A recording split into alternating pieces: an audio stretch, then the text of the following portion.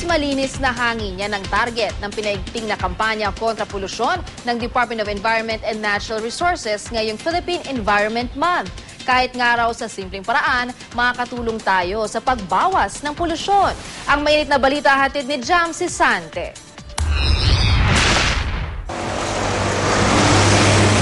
Mga sasakyang nagbubuga ng maitim na usok mula sa maduduming tambucho, lagana pa rin sa bansa lalo na sa Metro Manila. Kaya naman ngayong Philippine Environment Month, pinaigting ng DENR kasama ng ilang pribadong organisasyon ang kanilang kampanya laban sa polusyon sa hangin. Isa sa kanilang mga aktibidad, ang on-the-spot painting contest na sinalihan ng mahigit 100 high school students. Sana pong mga kabataan ma-enjoy natin, marali natin para tumulong po sa pambansang kamulatan, para kumilos po tayong linisin ng ating hangin. Para rin po ilarawan ko po sa pamagitan po ng pagguhit at ipakita po sa mga tao kung ano po yung kalagayan po ng mundo natin ngayon, na kung ano po yung dapat nating baguhin. Gusto ko pong ilabas po, ipakita yung talent ko po sa pag-drawing.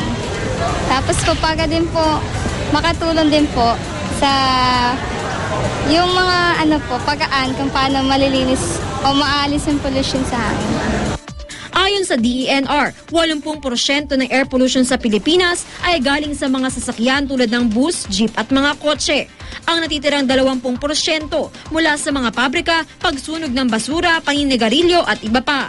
Ang matinding polusyon, maaaring magkaroon ng masamang epekto sa kalusugan kasama na ang mga sakit sa respiratory system. Pero madami naman daw magagawa ang publiko para mabawasan ang polusyon. Pati ho ang pamamahala nila ng basura at hindi pagsusunog ng basura, makakatulong po ito. Pagtatanim ng halaman at ang mga pati nga ho yung pagtitipid ng kuryente, pwede rin itong makatulong.